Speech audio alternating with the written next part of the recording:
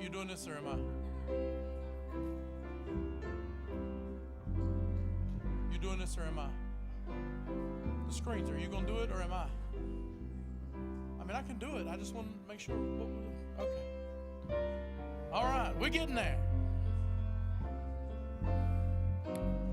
All right, it's good to see each of you here. If you would stand together, the words will be on the screen.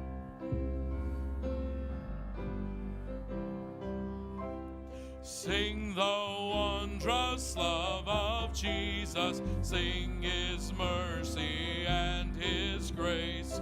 In the mansions bright and blessed, He'll prepare for us a place.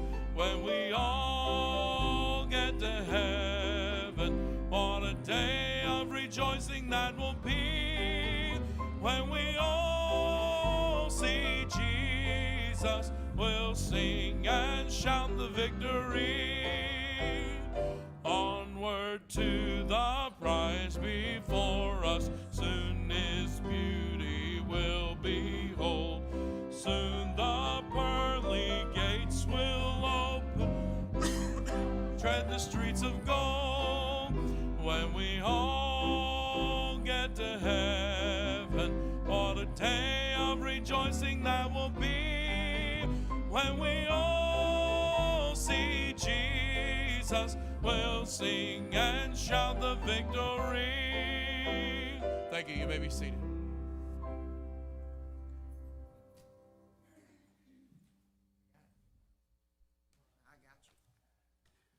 All right, we're going to keep it short and sweet this evening. A couple quick announcements.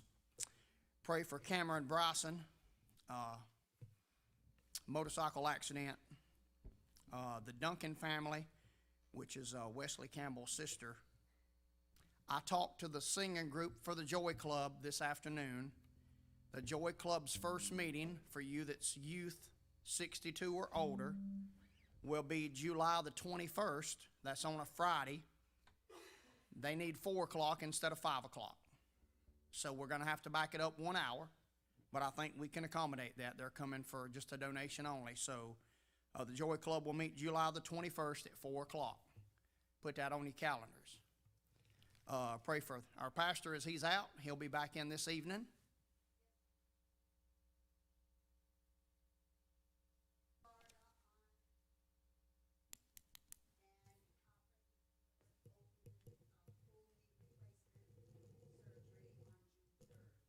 And that's your daughter. And you're going to be back when? The beginning of July? I don't want you to leave, Miss Diane. We don't want you to leave. We can't get nobody to come now. Now you want to come and go back to Florida. I know, I'm just aggravating you. We love you. You know we love you. All right. Outside of that, I don't have any other announcements. I'm going to turn it over to Brother Brian. And for the sake of time, Brother Brian, offering. Youth offering in the plates in the back if you want to give by tithes and offering. Youth offering. All right. Who's going to take up the youth offering? Mission offering. Who's going to take up mission offering?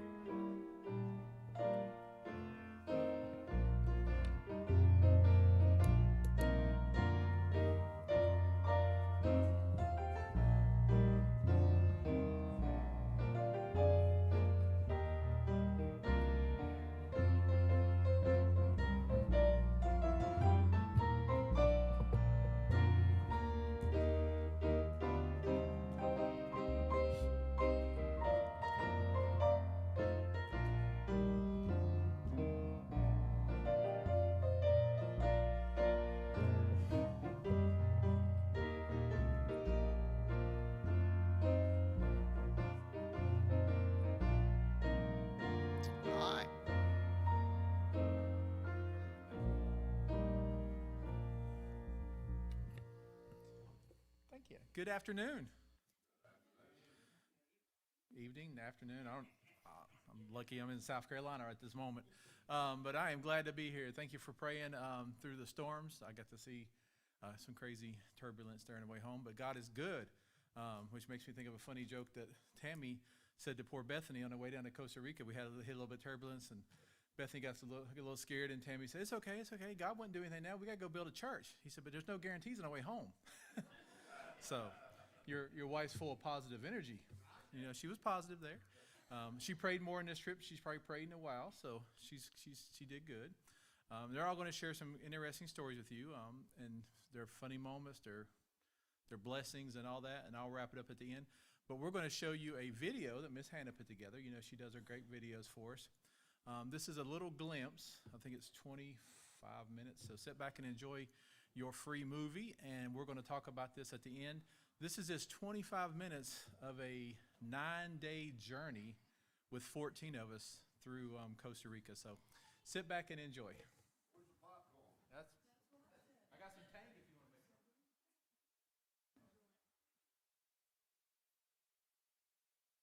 some. You move the mountains and you split the sea. You called the dead man up to live and breathe. The same authority's alive in me. So I'll move the mountains and I'll split the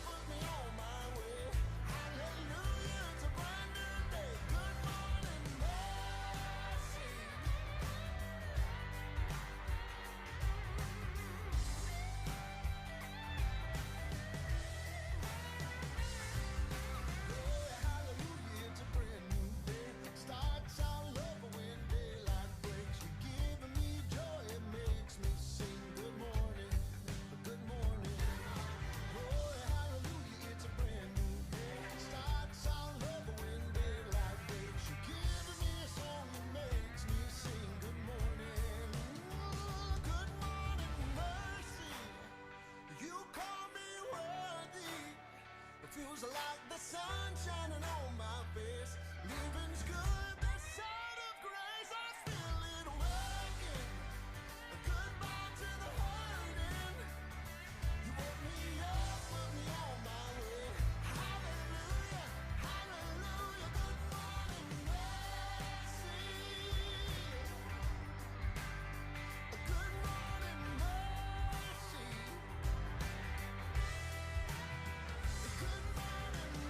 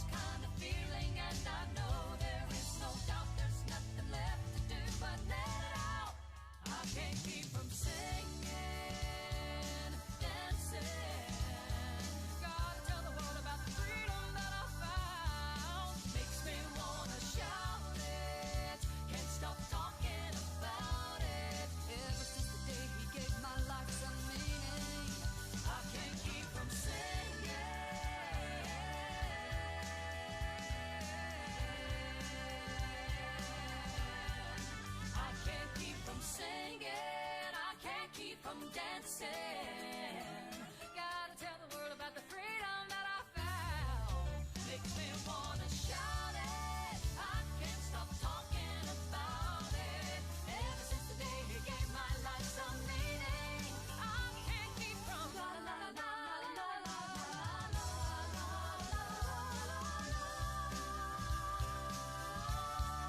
I can't keep from singing.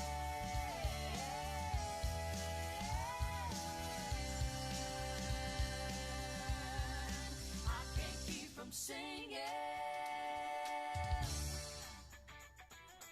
La la la la la la la la la la.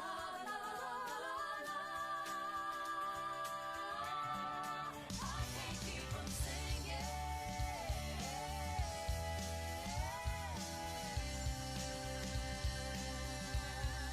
I can't keep from singing.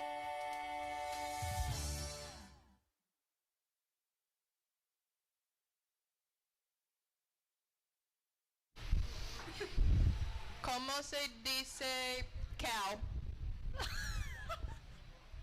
Cow? I don't know. Cow in Spanish?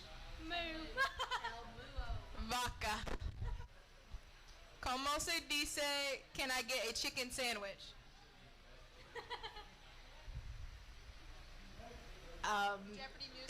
Yo soy quiero un sándwich de pollo. ¿Cómo se dice ice cream? Helado. Sí. With Timmy, ¿cómo se dice fried chicken? Pollo de frita. Period, Timmy. ¿Cómo se dice rotisserie chicken? Pollo de rotisserie. Sure. ¿Cómo se dice cement? I don't know. Put an O on it. Cemento. ¿Cómo se dice mayonnaise? Mayonnaise. Mayonnaise.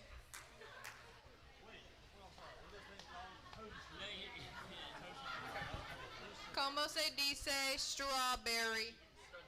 Fresa. Sí. ¿Cómo se dice egg? No idea. Huevo. You ready? Ready. ¿Cómo se dice horse? I have no idea how to ride a horse or say horse in Spanish. Caballo, cowgirl. Horse. That's what I got. ¿Cómo se dice church? I know that one. El Churcho.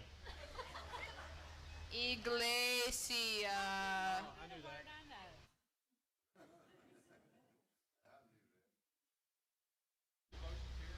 ¿Cómo se llamas? Eduardo. ¿Cómo se llamas? Giselle. Beautiful. ¿Cómo se llamas? Ronulfo Chad Rojas. He is raro todavía. He said that even here in Costa Rica, it's a weird name. Okay. We'll just call you Ronnie. Ronnie. Pastor Rowe.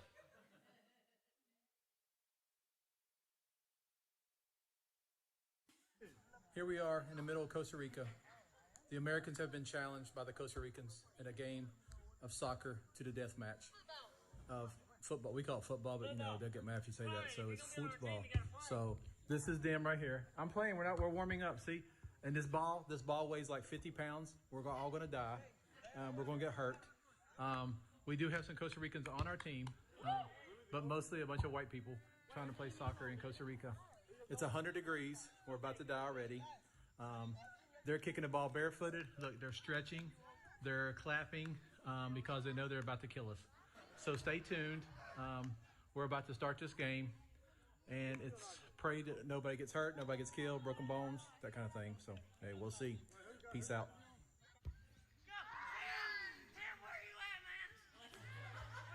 He's exhausted.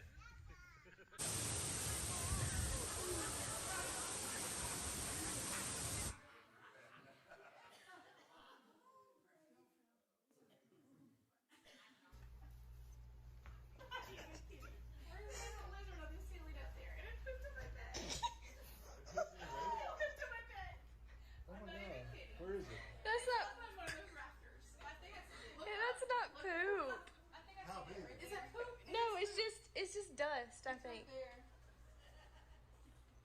there. I need something like the big. I need something to stand on good. I do not know what you're going to stand on. We may just have a lizard in the room for the night. Costa Rica is trying to kill me. Can we turn this light off if possible? Fourth roommate. Yes. Here, I'll turn it off. Wait, don't. It's not going to run fast over here. Mama, that is literally dust. That is not caca. That is dust. If that. I'm gonna sleep tonight. I might be sleeping in the van. Do you see it? Oh Lord! There's a lizard in here, Did you catch Godzilla? Why is all lights off? so Cody can see. That's a leaf. I was in a lizard. No, it's a lizard. It was up there. I swear. Turn the lights. Somewhere else. I swear. There's leaves on the bed. She said the lizard caca on my bed. That is not caca. That is a lizard. It was up there. I swear. I looked up in the little lizard eyes. You said your butt hurts, Kaylee? Do what? Kaylee said her butt hurts.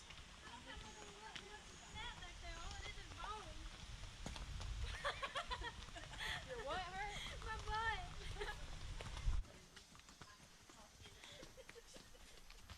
Tell him to send the bus to pick us up, Tammy. I'm about to walk back.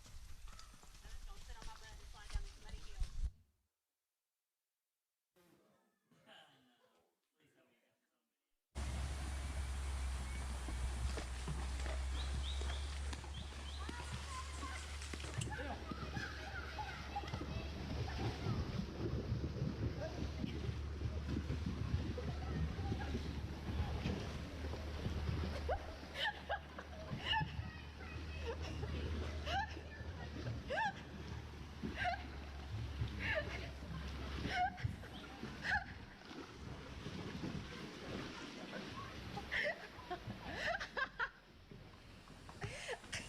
That would only happen to you.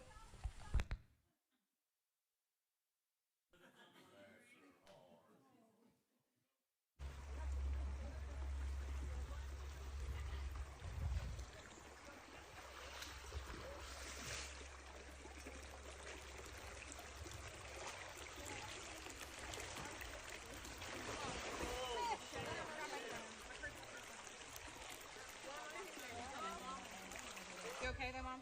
I'm fine. I Nadia, really am are you fine. okay? I'm fine. I didn't cut myself at all. I just got if I'm not feeling out. Even the classroom has pulled me right back up. Are you okay?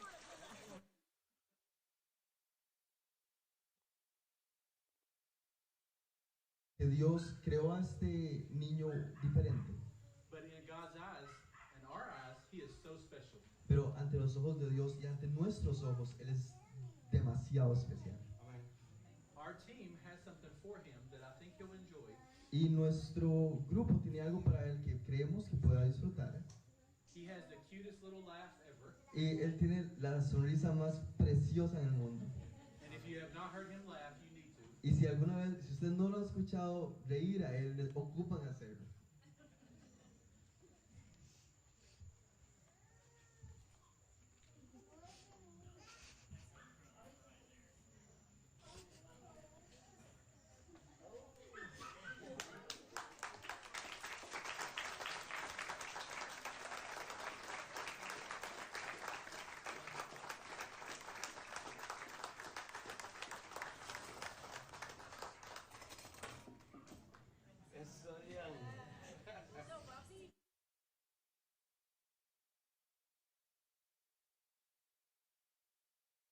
You move the mountains and you split the sea. You called the dead man up to live and breathe. The same authorities alive in me. Oh, I have tears in my eyes for various reasons. The blessings is one. My wife is two. Every night, no lie, we had something crazy happen in our room. The first night, we heard, probably 2, 3 o'clock in the morning, we heard big things dropping on our tin roof. And then all of a sudden, we heard something jump on our roof. And it was landed, and it went, and we think it was just a monkey, knocking stuff out, then jumping across. So that was woke up the two screaming girls in my room. And then the lizard, that was a fun night, because all night long, she thought a lizard was going to get her. And then, and it was this big anyways. It wasn't like, we did see iguanas outside like this, but this was this big. Yeah. And then see, we had something mysterious. We still don't know what happened. I had a tin Ozark cup, the water, it was sitting on a little shelf there in our room. And 1, 2 o'clock in the morning, that thing flies off the shelf, hits the towel, makes the ungodliest loud noise you ever heard. They both woke up screaming, scared me to half to death. So, and then one night Michelle swears she hears flapping of wings like a bird's in our room. And so every night it was some kind of jungle experience in my room. And I never saw a bird. I don't know what knocked the cup off the table. Did hear the monkey. I never saw the lizard, but we're here. And one night it was ants. There was ants. There's Costa Rica ants everywhere. You could just walk and look. There's an ant. Walk, look. There's ants. Go in the jungle 5 hours away. There's ants. There's ants everywhere. But luckily they weren't fire ants like here. So, but we're going to have our team share, and then I'm going to share a couple things at the very end, and we have a special treat for you. And also on the Costa Rica table is some colognes. That's the money they use, some dollars, beautiful currency, coins, a couple things that the ladies carved on coconuts, made little change purses. The village we was in, the indigenous people there made the little change purses. They, what else did y'all buy? Real size purses, the coconuts and stuff like that. But just tell you how God works in crazy ways in this trip. We stopped at it's basically a rest area that we stopped at 2 years ago. This was a couple days into the trip. We stopped there to get a snack, some ice cream and stuff like that. And it's where 2 years ago, this little old man, I got a picture of him. He brought a Walmart bag, kind of like filled full of some carved coconuts. And we bought everything he had. Janie bought some, Pam, me, some other people. This is how God works. We're sitting there eating ice cream in that exact same place. Guess who walks through the door? That same little man with another bag of coconuts, and we bought him out again. I mean, tell me that's just how God works. I mean, the same man came in, and there he was, and he sold us the coconuts again. Just things like that. And I was sitting there telling Joe about the blessings, and I'll share with you about what your money did here at the end. But I want these guys, so I don't know who wants to start. Michelle's going to start, so there you go. So welcome her. And of all the people to fail in the whole trip, Tina slipped down one hill, but she caught herself. She did a good breakdancing move. And then, but Michelle, the funniest thing was about Michelle, what me and Bethany laughed about was, she told Bethany before she crossed that creek, she said, now give me your cell phone because I don't want it to get wet. And so she crossed the creek and was fine, but then way back, guess what was in that purse? Both her phone and Bethany's, but they was okay. It was not wet. Yeah, so. Okay. The day before we left, I also got a sty in my eye, so the creek water did not help my sty. So I have the super sty, the Brunca sty, as Beverly calls it, from our hotel, but hopefully it'll go away in a couple days. All right, so you cannot go on a mission trip and not come back changed in some way as a direct result of what you've encountered. We heard story after story of how God had been at work on the very ground where the church is now standing. 2 years ago, we had planned to go to Honduras, and at the very same time, Pastor Ranolfo and the people began to clear trees from the land by faith, believing that God would provide a church. God was also working on Brian's heart to return to Costa Rica with a mission of let's build a church. We had no idea who Pastor Ranolfo was at this point, but God knew. Pastor Ranolfo spoke about a lady who starts on her journey on Saturday and walks the majority of the way and has to cross a creek just to go to church for an hour-and-a-half service, just to turn around and spend the same time going back home. The level of commitment of these precious people far surpasses just about all of us, myself included. God makes it so easy for us to come to church. The people we worked alongside invited us into their home and sacrificially prepared a meal and dessert for us, not once, but twice. We went to be a blessing, but we were far more blessed in return by the love the people showed us. May God be glorified in our efforts, and may many come to know Christ on that beautiful mountainside. I'm so thankful we were able to play a small role in how God is going to use this church in the years to come.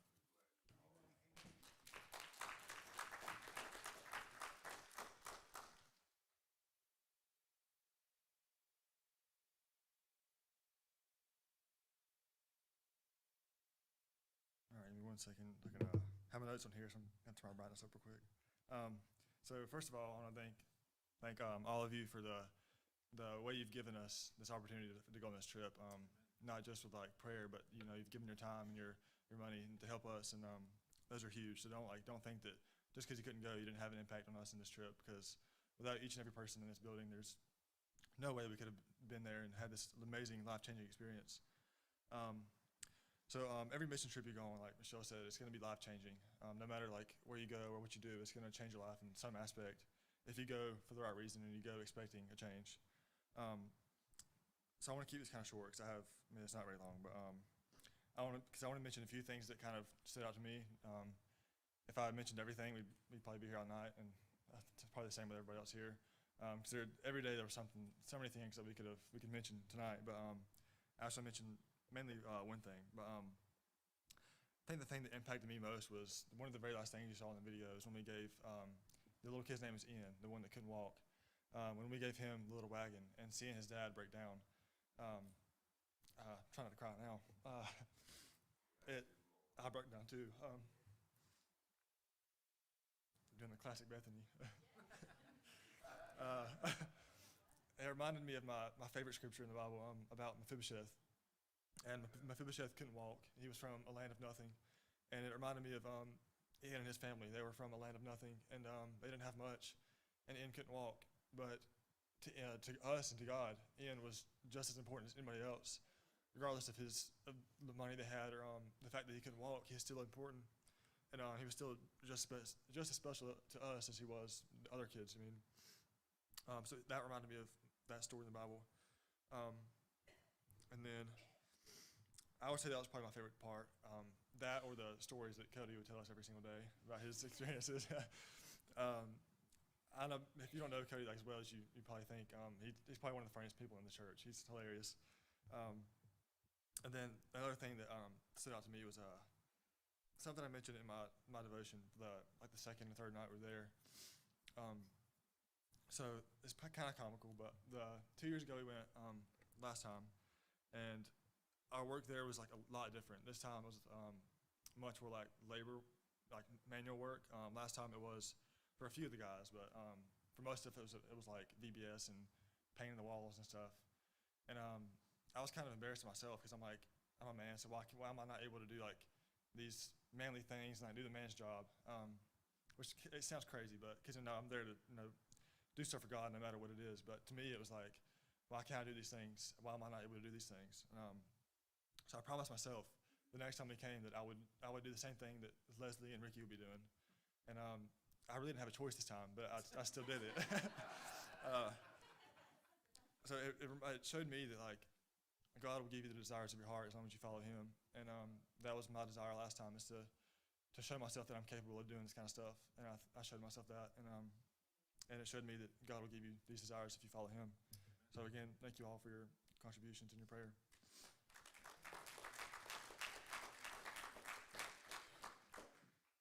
See, God has a sense of humor because he was laughing because Cody worked like crazy. Everybody did.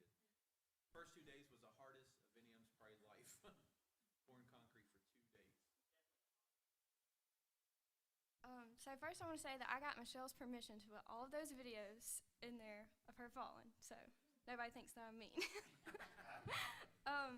So I want to start off by thanking the Lord for giving us the opportunity to go on trips like these. I think for a church our size, it's kind of rare that we can go on a mission trip every year pretty much. And I also want to thank all of you for the prayers and support you've given us the past 2 years. If you've came to a awful Pizza Inn fundraiser that I hate working, but I do it anyway, a yard sale, events, or donated money, you're just a part of this trip as anyone else on the team. I'm so thankful for a church that has such a heart for missions, and we truly could not do it without you also. Thank you. I've been on every mission trip that our church has done, but this one was by far the hardest and the hottest, but also the most rewarding. The devil fought me hard about going on this trip, as I'm sure he did a lot of others. No one really knows this but Cody, but about 3 days before we left, I had like a breakdown. I was crying, and I told Cody I did not want to go. I was already so tired from the overwhelming amount of things I needed to get completed before leaving that I just wasn't mentally prepared for the hard work I knew was coming my way. I was also worried about our financial status since neither of us were getting paid for the 9 days we were gone, and overall just bitter because I wasn't going to get a vacation this year. Being the sweet husband that he is, he was like, "It's okay, we don't have to go." But I knew that God had called us to be there, and we had to go. I had made a commitment not only to the team, but to God. So I put my big girl pants on, and I sucked it up. And needless to say, I've never been happier that I rebuked the devil and continued on with what God wanted us to do. The trip was nothing short of amazing and was filled with memories I know I will cherish forever. We created such strong relationship with the people of Costa Rica. We did last time, but this time was a little bit different. None of us saw skin color, a language barrier, denomination, or financial status. We only saw Jesus through each other. They welcomed us into their home, cooked for us, trusted us with their children, and loved us like they had known us for years. I'm so thankful that love has no limitations. They took a group of spoiled Americans and showed us so much grace and hospitality.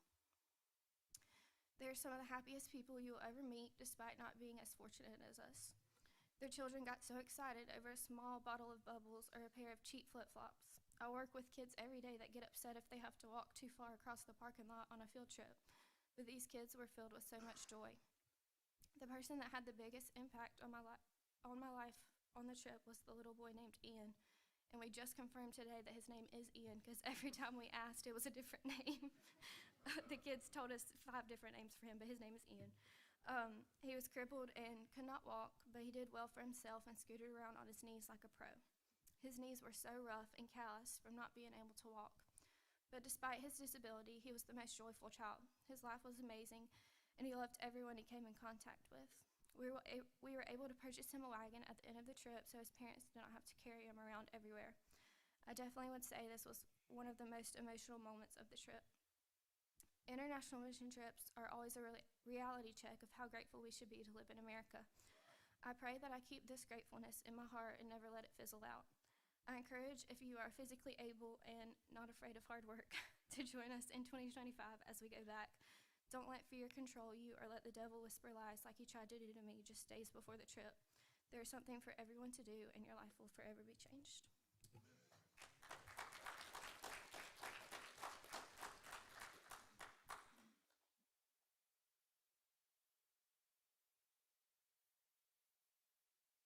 I just want to say, first of all, I thank God for, I'm not worthy enough to even mention his name, but he found me worthy enough to send me to Costa Rica with this team, like the rest of them. Like you all know, the devil fought me so hard halfway through.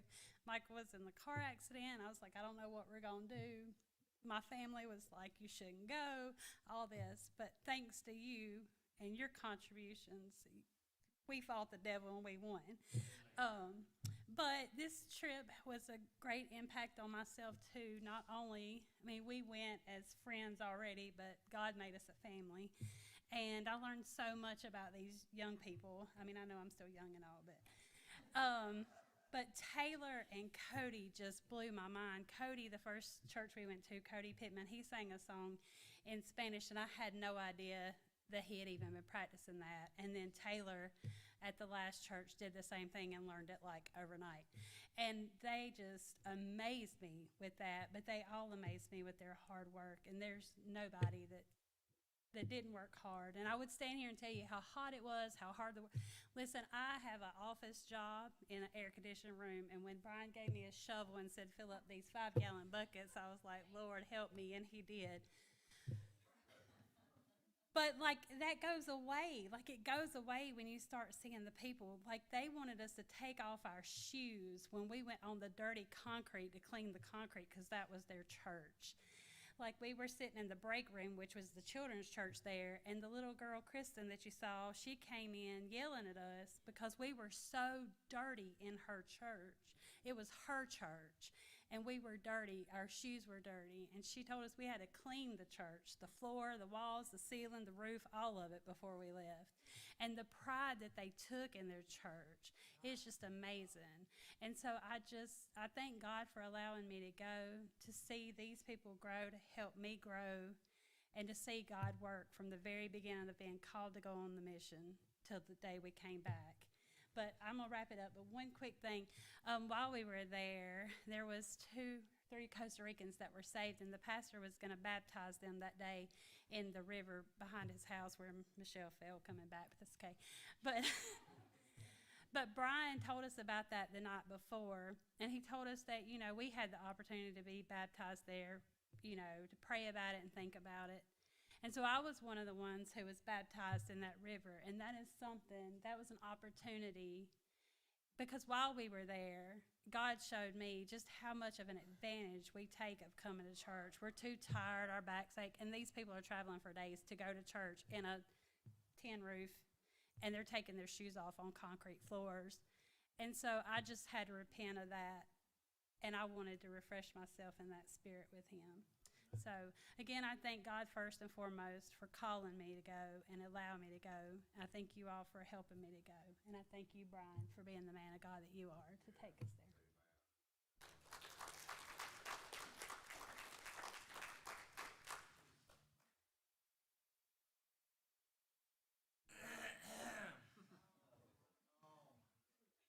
All right, so there's definitely a lot to cover and not very much time to cover it in. But, okay. Several words that can describe it by itself was hot, laborious, exhausting, physically demanding. It was eye-opening. There was really so much about the trip that made it absolutely unique. So when we went to South Dakota last year, I was like, trying to prepare myself for that was like, here I am, Lord, send me. Let me go and do your work in a way that I can try to show Christ through myself, even though I'm not, and I'm not perfect by any means. And that was a mindset that I had all the way through this. I said, here I am, Lord, send me. So we had that whole issue with the finances and Daddy's truck, and then we're always like, we owe Brian $300 this week.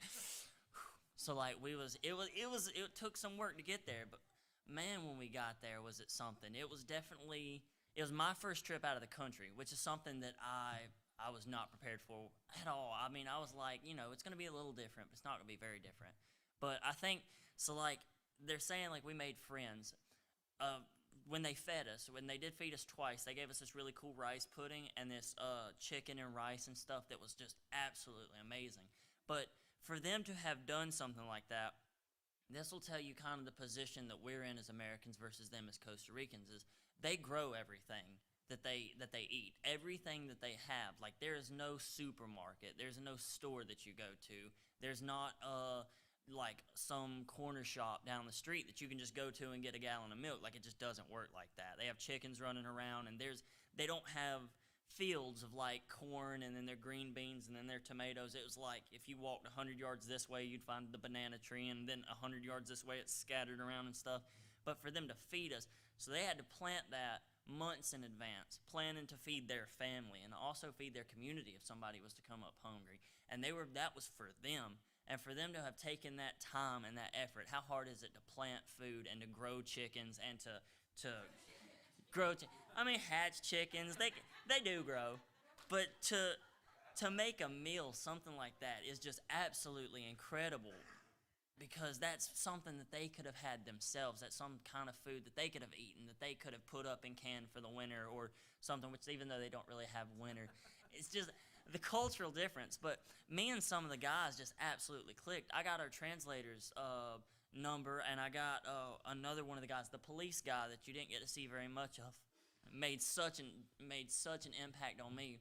I don't know if anybody else would cover it, but I'll kind of do a quick story. So 10 years ago, there was a lady on a hillside in Costa Rica with a single house. And she said, you know what, I think this would be a good spot to put a church. So she went out into her community and started telling everybody about Jesus. And then so many people started coming to her house that her house literally could not hold that many people anymore. So they built a second house. And when they built that second house, so many more people got to that second house that they had to build an addition onto that house so that more people could come in. And then it got so big that they couldn't even have the church in that house anymore. And by the time we had got there, she had passed away the year beforehand, and she didn't get to see that church be built, but she was kind of the one that instituted it. And the police officer, and he had two brothers that they would give me jokes like, so like they overfilled my wheelbarrow and I about dumped it out with cement. So I like the word for all of it is todo in Spanish. So like every time I go up, I say todo, todo, and they just start dumping concrete into it.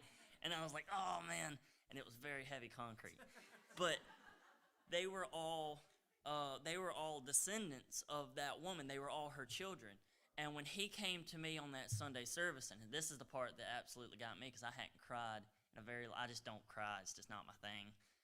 But man, when he came to me and he was like, this is my mom's dream, and she's in heaven and she doesn't get to see it, there's just, it really grabbed me. And I was speaking through the translator, of course, but I was like, your mom wouldn't care right now. She's got more important things going on in heaven. Like, she's not so much worried about the church. She did what she was supposed to do. She did exactly what she was supposed to do.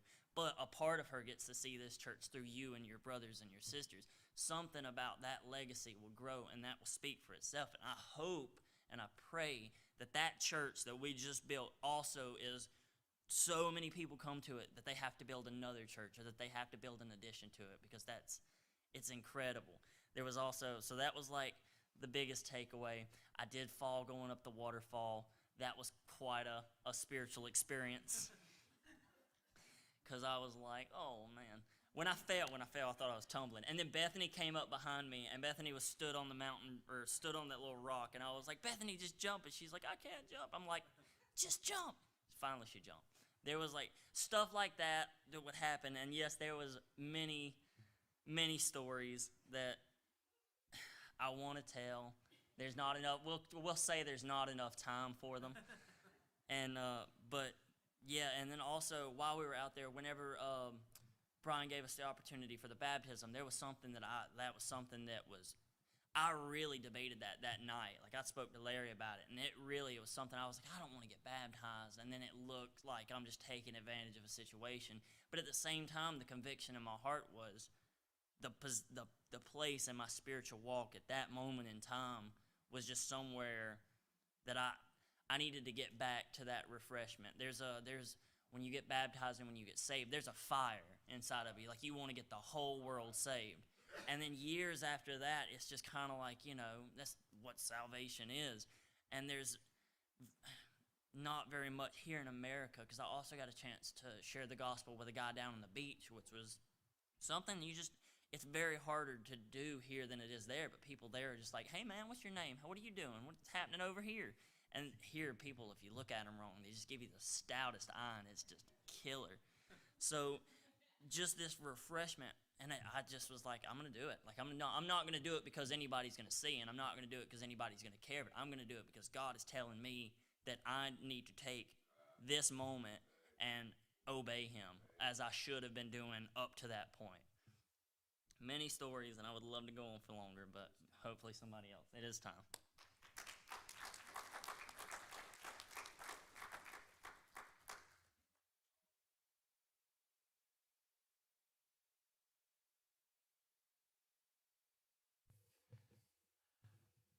It's a challenge. It really is. All these guys, I've never seen anybody work as hard as they did. This is my second trip that I went overseas. But this by far was the most moving experience I've ever had. I tried to talk myself out of not going. I told myself I was too old. I didn't need to go. What would I go for? What use would I be? But the Lord changed my mind. And it was a blessing to me, really. The whole trip was a blessing to me. To see those young people work and work together for the cause of Christ. And that's what church is about, is Christ. And it's up to us to say, Lord, here am I. So even though I was too old to go, I still went. and they watched over me like I was a kid, and that's okay. And that's okay. I loved it. But they really did great.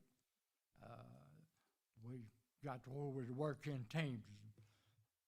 3 or 4 of us to go sit down and rest and wipe the sweat off and drink water and everything else, and while the other team was working. And we had to shovel everything up in 5-gallon buckets, and they'd dump it into the mixture. So, and then a few of them did the wheelbarrows. I didn't grab a wheelbarrow. I was not about to go grab a wheelbarrow. But I done what I could, and the Lord blessed it. The Lord blessed every one of us. We didn't have any problems at all. I mean, there might have been a couple of lizards or something like that, but we had a wonderful time. And I know every one of them was blessed by it, and every one of them loved it. I know they did. And I'm just proud of everybody that went. I really am, and I want to give the Lord thanks and grace. He gives us grace. He took care of us. He watched over us. He took us over and brought us back. And even myself, He gives me life. He gives all of us life. So everything we do, it's by His grace and His mercy. So I just want to thank the Lord for having the opportunity.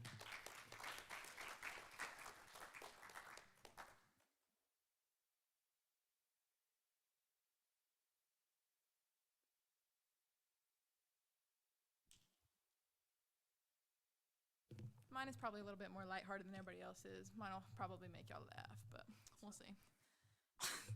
To say that our time in Costa Rica was anything other than amazing would be the biggest flat-out lie ever. It was like Hannah said, it was if each mission trip literally gets harder as you go, but it does get more rewarding.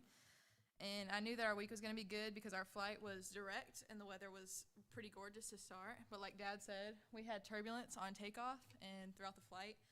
And I looked at Tammy because I'm sitting there like bracing for impact like I'm going to die.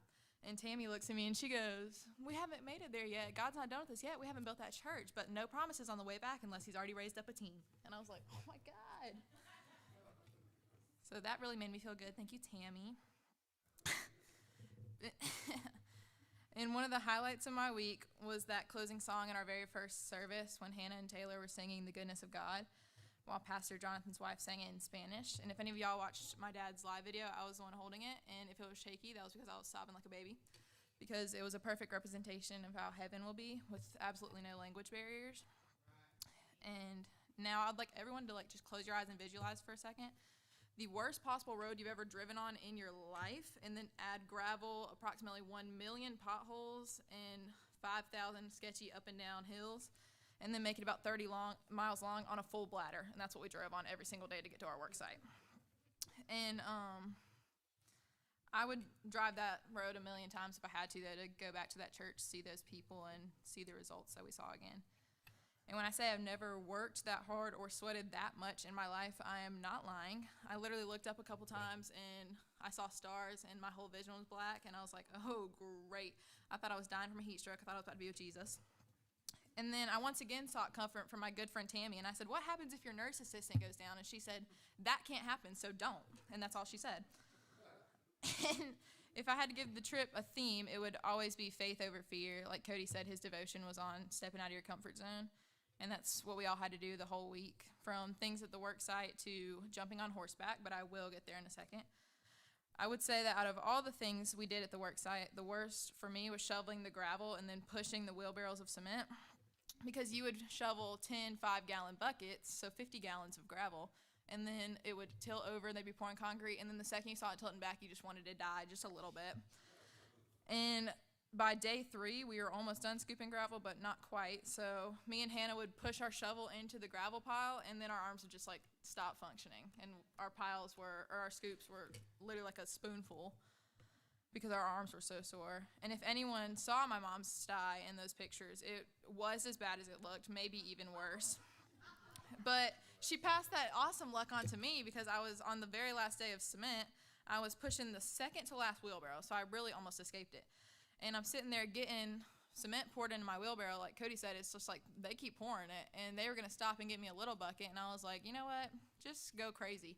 And it hits the bottom of the barrel and splashes into my right eye. And I'm sitting there, I'm like, oh my gosh. And then I backed up to not get any more in my eye. And then it splattered into my left eye. So I pushed that last one blind. And I literally did not know where I was going. And then, but don't worry, guys. My mom did waterboard me with her whole water bottle to get all of the cement out. I almost drowned, but I am glad that I still have vision. And all of the people at the work site were so sweet, like everybody else said. But my very favorite was my sweet Costa Rican son, Caleb. If y'all saw him in pictures, he was my little shadow. He was the one carrying the shovel. And some of my favorite moments of the week came on our death-defying journeys to and from the work site on that terrifying mountain road with my good bus buddy, Tammy, even though she did try to kill me a couple times. We had many good talks, but the two greatest things to come out of it were our book, Tammy and Bethany's 178 Ways to Die in Costa Rica. You can pre-order in the lobby after service if y'all want, if you're going on a mission trip. And then we created SAS, and if y'all don't know what that is, it's called, you know, shaken baby syndrome. It's shaken adult syndrome from that bus because that gravel road goes crazy on your brain. Like, it kills me. Like, you cannot recall the English language. You can't remember where you've been. You can't remember what you had for breakfast. Like, you really just, your brain is like soup, if you can picture that. And this is all thanks to that gravel road. And I won't go too in depth on that, but it's rough. Michelle can tell you. And finally, the funniest day of our whole trip was our fun day at the waterfall where we rode the horses. And I would say, majority of us liked riding the horses, maybe not Tammy.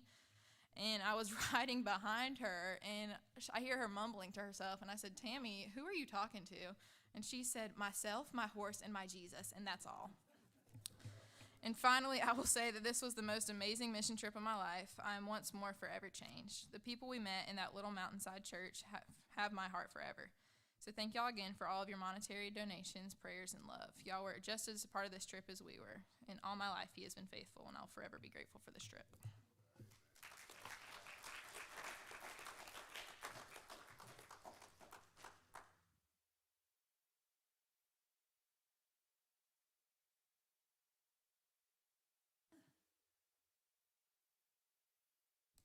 All right, I know our normal service time's just about up, so I'll make mine short and sweet. I kind of wrote this testimony on the plane, so it starts off with, I'm sitting on a plane trying to come up with what to say. I'm kind of tired, is what it said. But it gets better, I promise.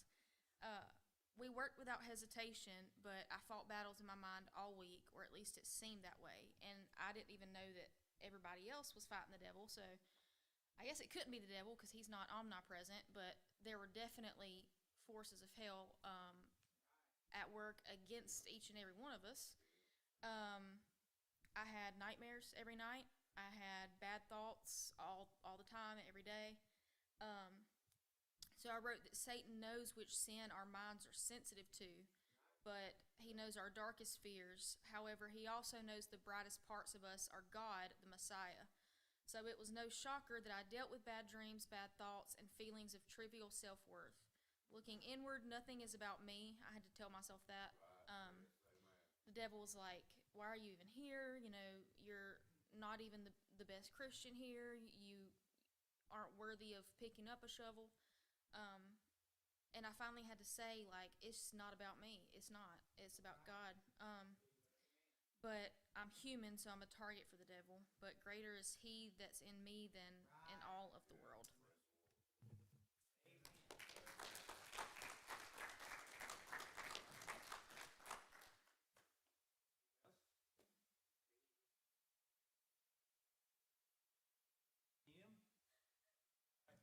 Come talk, I'll just talk about you. I do have so many stories. I know it is past. I always give them the time because I could tell you, but I do want to cap it up a little bit. Those people over there mean the world to me. And it took a lot of dedication for them to go. It took $48,000 for us to go. And I was telling Joe there, and it just wasn't Joe, but I could look around this whole room and I could point at you guys and I could say, you gave me this and you gave me that and you gave me money and that those 2 bags of used Matchbox cars. How many of those boys stood in line to get those cars? We ran out. I would try to say uno or dos to the cute ones that the women made me give two to because they loved them so much. But those boys would take that car, run outside, play in that pile of dirt, that gravel. You saw run a tractor over, sissy there. But they would just hold those cars in their hand. We gave away soccer balls. You saw them kicking. And yes, we're deceived in America. Soccer balls we give out must be made in China or something. They weigh like a pound if you kick them. You kick a real soccer ball. I didn't know there was a difference till I kicked it. I literally thought my foot went this way and the ball went that way. Real soccer balls weigh, I don't know, 7, 8, 9 pounds, 10, I don't know. It is crazy. How they hit it in their head, I would be knocked out. It would break my nose, my face. I know that. I'm standing by Tina when they challenged us to a game. I said, okay, I'm just going to stand back here by the goalie, which our goalie was Willie. He's supposed to be watching the bus, and I turn around, and Willie's our goalie. And then we're leaving our bags and passports and money in the bus that Willie said, I'm staying here. I'll watch the van. Willie's our goalie. All right. Watch the van, God. But literally they're coming at me. I'm thinking, okay, I'm 53 years old. I'm not the specimen of athleticism here. And they kick the ball, and I'm defending the goal, and I thought, okay, here it comes. I'm going to stop this ball. I throw my hand at which soccer. I don't know the rules. You can't touch the ball with your hands. So I still try to defend. I was really defending myself because I was about to get killed. So I threw my hand up, and I literally I hit the ball, and I saw my hand, I think my fingers touched my elbow. They just finally came back. And this is no lie. Tina was standing beside me. My fingers all cracked, made the ungodliest noise. I thought they're all broken. And then the ball hit, after breaking my fingers off, it hits me my shoulder. I thought my shoulder was dislocated. But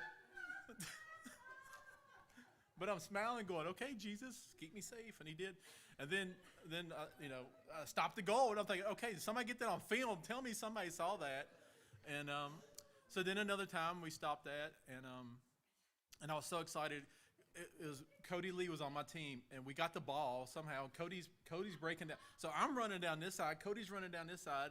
And there's only the bus driver, Willie, guarding the goal. And so Cody sees me. I said, give it to me. I'm ready to kick it in. So Cody does this good move. And I'm getting ready. I'm right here.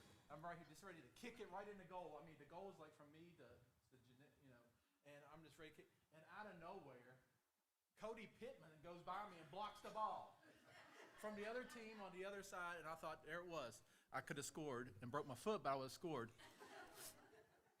Tina caught one in the shoulder. She did a chicken wing on one of them. And luckily, she said it glanced off her, when she gave it a chicken wing. I said, you better be glad or you'd have broke a shoulder. So that was fun times. But, it was just so much you can't see on a trip. There was a little girl. She was in a picture, and I know you won't even remember, but she was long brown hair like they all have. But she was in a tree. We're building this church. There was bushes around her house, so she couldn't see. She climbed that tree every day to sit in that tree for an hour. I call her Zacchaeus, to watch us build her church. And the second day, I brought some of the toys and stuff. I said, in my water break, I'm taking her a coloring book and a thing of crayons. And she was in a tree when me and Michelle walked around to her. And I know no Spanish. I'm just saying coloring book, and I'm going like this, and new crayons, here you go. And I think Michelle was trying to say something in Spanish. And she got out of the tree, and with a smile on her face, she took that coloring book crayon and went straight in the house and started coloring. It was $1.50. Leslie bought the crayons, like school supplies are coming up, 2 for $1. And she thought that was the greatest thing. That same girl, her brother had been sick for 10 days. Diarrhea, throwing up, couldn't keep me down, just a small boy. I think it was day 4 we were there, 3 maybe. She comes out to Larry. Larry wanted to go see her and see her house, traditional kind of hut. And found out that the little boy was sick. And I said, Larry, we can't go in there because he's running a fever. He's contagious. I said, we can't afford to get the team sick and 3 days in building this church. And so we got our interpreter over there, and we was talking to him, and the lady was telling all about the son. And so we start asking Tammy, what do we have that we brought? He can't keep anything down. And Taylor yells out, I got some Gatorade packs, and somebody else had Gatorade, and then I think Tina had some kind of stomach. This is something she brought for herself, and so we gathered up what we had that we brought with us, and we gave it to that little boy and told him how to mix the stuff, and Tammy told him about the pills and when to take them and stuff. And she asked us if we would pray for that little boy. So I gathered up the team, and we circled that little kid's house. Just Larry knows we held hands. It was right there, just circled his house. And I'm praying, they're praying, the interpreter's praying, Pastor Rose praying in Spanish, and we're just shooting up everything we can to God. And, he was right there. He's probably from here to Pam in the house, this little house, of course. So we did that. We go back to work, and it was day 5. I think the pastor came over, and we asked about him. How's the little boy? And the mama said he ate for the very first time in almost 2 weeks because of the little bit of Gatorade and a little bit of pills that we had helped him. And that family was able to come. The fever had broke, day 4 into our thing. So God just did little things. I mean, that wasn't a coincidence that she brought Gatorade packs. You don't think about her. She brought stomach pills where Tina didn't have stomach problems the trip, but those little pills helped the little boy. Things like that, guys. You just don't know what happened. And I can tell you tons of stories. But like I said, the families that brought us in their house, they didn't know us from Adam. To bring us in their little house, to show us around, to feed us. We had Cody ate more than anybody I know there on the trip. He was coming out of these people's house every day eating something. I don't know. It was like, we didn't get some of the stuff he ate. That's no lie. They would feed this boy. They just liked him. I don't know if he just hung around their house and they felt bad that this little skinny white boy is in our house. Let's feed him some rice. He was constantly eating things off of trees he didn't even know about. He tried them all. And one time, they all laughed because he tried this one little berry, and he ate it, and he was like, oh, this is, and all the Costa Ricans were just laughing. And Cody's like, what? And all of them, the interpreter said, that's the one fruit that they don't eat because it tastes bad. And he was laughing at him, so. But he got to say, he said, there's no banana trees in Costa Rica. We kept telling him, there's bananas everywhere, Cody. No, there's not. I don't see any. Well, they're green. They wasn't ripe yet until they pull them. And then literally on the corner of the house that he goes in and eats every day is a banana tree. That's why I said, go point at those bananas. So so that's Cody. But like you said, those people fed us meals when they had nothing. They did fall in love with the children. We all fell in love with the children. That wagon, that little crippled boy, he had the sweetest laugh. He played with his siblings. He would have to scoot himself on his knees and hands. If you felt his knees and his hands, it felt like lizard skin. It was just so callous and worn. But it never let him stop. They threw soccer balls at each other, and they rolled balls, and he played with Hot Wheels, and he could hardly grasp them with his hands. And we asked day 2, 3, I can't remember. We asked about what we could do to that family, and they said that they've always wanted a wheelchair to get. Literally, they had to walk to carry him to school. We went to the school. It was 3 miles away, probably. It was crazy to carry that boy that I was holding. And so we said, well, let's try to find a wheelchair. There's no wheelchairs in Costa Rica anywhere in the 3-hour radius where we were at. The hospitals, we went to a Red Cross and asked them, no. And so I said, what about a wagon? And no wagons around, just expensive. And our interpreter got online, and there's a Walmart an hour away into a city where we stayed. And he said he looked online, and they didn't have it, they didn't carry any. And I said, I just believe there is a wagon at Walmart. Some kind of wagon. And so we went on our fun day, and our interpreter, the person who facilitates, Bill Hayes, he said, I'll go into Walmart because we bought tables. You help us. We bought them. They had no tables. Ask Beverly. They had to fix peanut butter and jelly sandwiches on a little counter in their house. We bought them 3 tables with your money that they got to serve a meal on a Sunday. They fed every one of those 176 people that showed up. And by the way, we gave them $300 because of you to help feed the next group. But back the wagon. So he goes there, and I get a text there, and he says, Brian, he said, they got this wagon. He sent me a picture. He said, would this work? I said, brother, I don't care what it looks like, what color it is, get that wagon. And he says, it's very expensive. And I said, I don't care, get it. And so that little wagon that we take to the beach, and it looks like kind of one of those bigger wheels and this canvas, it was $160 US, which is a ton in colognes. And that's why that family never could afford a wagon to pull their child. So we did that as a team along with your money. And you saw that family break down because that was his daddy in the front sobbing in his hands. And came over and talked to our team, and with our interpreter sobbed, and we were all sobbing in our hands because he was so thankful that he could pull his son to school, or his siblings could ride in there with him because they're small too. And you know, and I was talking to the interpreter. I said, you know, the devil wanted us to give up when you didn't see nothing online, but we said go anyways. And as the devil fought all of them, he fought me. He and I told him ahead of time. I said, you're gonna get fought by the devil because of the good thing that you're gonna do. And we didn't know that journey started 10 years ago, guys. For that lady, a mission team gave that family $8,000 to buy 8 acres of that land on that hillside, in the hopes that one day somebody will come along and build them a church. That's what the pastor told us. They didn't know who. And 2 years ago on Faith, we were there 2 years ago. The same month we was there 2 years ago, they started cutting down trees on that property, hoping and praying that God would build them a church one day. Tell me that doesn't all intertwine together. I mean, it's nothing but God, guys. And so when we built that church, like I said, that grandmother who for 10 years wished for a church died a year before we got there. But that church stands on her property. And that was her little house that was a children's church that looks directly at the house. There's a gap between me and Leslie, probably between the children's church, which was her house, and where we built the church. And when we pulled up there Friday, I heard it from the team. They thought, oh my gosh, we're looking at a dirt spot, and we got to build a church in 5 days. And we did. God did. We just did what we were, the hands and feet on the back of this shirt. And the pastor loved that logo because he did a video. Their mama's favorite song that wanted that church. There's a chorus. Part of the song is his feet and hands is part of that song. And he saw our logo and thought how this, once again, that all twined together. And it would just bless your heart to hear things like that. But so those flip-flops, we gave away over 100 and some pairs of flip-flops to people that walked in with those. That crippled man in the red shirt with the cane, with the 2 crutches, no shoes on his feet. He took flip-flops on.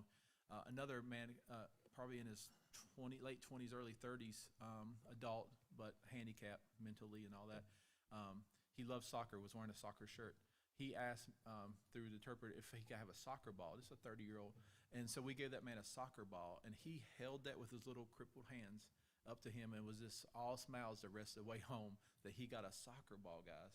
And so when we hit you up, or I hit you up, those banners that you signed are hanging. They worshiped in the church today, just like we did, with those banners flying there on a mountainside in Costa Rica with your signatures on the back of it. And that is what God does.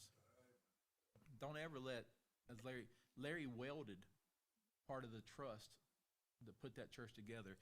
His mark will forever be on that church, where if Larry didn't go, we would have been behind. If Taylor didn't go, they would have got blessed with the music they got blessed with in the songs that they did. If Cody didn't go, I mean, I could look at each one of them and say what they did. If Cody decided he was just going to play the lazy guy and not do the hard work that the Lord made him do, we would have never got it done. I couldn't tell you how many of those buckets, but it was 10, and then a couple big 5 gallons of water, and then a couple more, and then they poured it in. We counted it. It was 9 wheelbarrows of concrete per mixture. And it took 2 full days by hand to pour that slab of that church. And then, like Michelle said, on day 3, when we had to go on there to fill the cracks in the concrete, they wanted us to take our shoes off because we were spraying the dirt off of that. And it's just amazing, God, what God does, and the little things that you sent. Like I said, we ought to be ashamed of ourselves when we complain. The pastor told us there's one lady, and maybe her son, She journeys over 13 miles to get to church. She's some of those pictures, if you zoom in, if you got an iPhone, you zoom in. At one point, I counted 17 mountain ranges that we saw while going up this mountain. She would cross a mountain range, come down, a mountain range, come down, cross a river in a canoe, walk another couple of miles, and get to church for an hour and a half service. He preaches 5 services every Sunday. It starts early in the morning. He preaches an hour and a half, drives to another church, hour and a half, drives to another church, does an hour and a half service, drives to another church, and finishes on that mountain at 5 o'clock where we built the church. He does 157 miles every Sunday, Pastor Rowe does. And now 3 of the 5 churches that he pastors has physical buildings. 1 they built several years ago. 2 they built a year ago with another mission team from Impulse Mission, and then ours we built this year. And I told him the last night when I gave him the money to pay for that church, I said, brother, we're back in 2 years. We're going to finish either church 4 or 5, wherever you want them, wherever that, because he's got pastors there to preach it in homes. And to hear stories that we complain walking across the parking lot if it's raining, or if it's too cold in here, it's too hot in here. We'll never say ever again it's too cold in here. But to walk 13, 14, 15 miles, start on a Saturday to come to an hour and a half service on a Sunday, to go back home, that's the love they have for God. And the only thing that church still needs, guys, and I'm going to get the price, is they always tile the floor, ceramic tile, because of the mud. They can't have any kind of, and so that is something that we could maybe give to help finish that church out. And they were so proud that the pastor wanted to put a sign up that said just Turning Point. He's so excited that it's a sister church with us. And when I showed him the banner, I said, we're on it. We're right there. Turning Point, Impulse, and his hands and feet logos are. And so you saw the banners. They hung them up. They love them. Everybody, that day, we were told that there was probably going to be 130 people show up for the service. And we thought, wow, because we're just looking at the villages around and the houses, and we're thinking, where's 130 people going to come from and all that. And then the Costa Rica radio was supposed to get the service that one of them recorded, and they're going to play it back on their Christian radio station. I mean, it's a big thing to have a church like that. And so I was picking on these guys, so you're going to be Costa Rican stars, eventually. But that day when and I didn't know I was going to preach that service. I preached the first Sunday we was there at the church we worked at 2 years ago. And the pastor said, we would like you to preach our very first service in the church y'all built. And I was like, oh, okay. And I looked at my interpreter. I said, hey, I guess we got this because I only brought 1 sermon. And I said, you already interpreted it, so we ought to be able to change it a little bit. But the pastor told me, and we started feeling these people come in. And I first looked, and I thought, there's not 130 people. And then all of a sudden, one of the buses got there from town. And it takes an hour and 45 minutes, guys, to drive to this church we was at, this place. An hour and 45 minutes across some of the worst roads you ever drove across. Well, a bus shows up. There is 70 people gets off this bus. At the top of this hill, you still got to walk down to the church. And all of a sudden, boom, the church is just filling up, and they're still coming, they're still coming, they're still coming. And we ran out of room. So it was standing room only in the church we built. And the pastor counted the people, and it was 176 people showed up for their very first service ever in a church on the side of that jungle. So God deserves that. And just to let you know, I'm tight with the money. Some of y'all know that. We built that church, guys. Not counting, like we said, we got some money we could help the ceramic tower or whatever. But we built that church on $11,000 U.S. money. Think about what we spend in a church. Not just picking on Turning Point or anything. Imagine what North Spartanburg, I remember years ago when I was on staff at the other church, they had an argument in their church because they wanted to put $1 million chandelier in their foyer. And it was half the church wanted, half the church didn't want to. Guess which side won? The one, most people put that $1 million chandelier in their foyer. Can you imagine the churches they could have built across the world with $1 million? So we took your extra money. We bought them 3 tables. We bought them 2 mic stands because they have a very little. They were using an old laptop and a projector that was on the back of 2 banners that said something. I can't remember. They had holes in there. I said, y'all need a good screen. So we gave the pastor $200 because he said they're very expensive, around $200 to buy just a simple little screen to shine their courses up on. We bought that. I asked Tina and some of those, I said, Laura's just telling me we need to give the pastor Rowe $100 just to help him with gas. And guys, let you know, we can never complain about gas. Gas is $8 a gallon in Costa Rica because they use it by the liter. Well, we did the math. $8 a gallon, and he drives 157 miles every Sunday to preach the word. Never complains. So we gave them that. We gave them $300 for food. What else am I missing, Tina? I was telling Joe, the money that we spent, $300 in soccer ball, and our soccer balls got stuck in customs. Nobody said that. All our suitcases make it, but the one suitcase carrying all but 4 soccer balls was stuck in customs. Luckily, and just once again, our facilitator showed up a day later than we did. So he got to the airport Monday, and I sent him all the information from me filing a claim. It cost us $40, but we got our soccer balls out of customs, and we was able to pass those out. And it's just little things like that. The devil wanted to stop the joy because we saw the joy when we handed a soccer ball. The coloring books, the crayons, the medical supplies. We passed out adults smiling because they got a brand new toothbrush, toothpaste.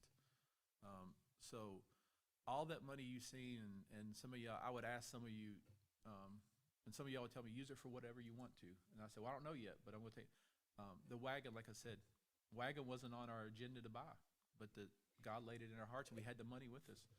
So just to let you know, so when I think we're $5,500 or something away from our $15,000 goal for our next church, that's going to be easy breezy. God's got that.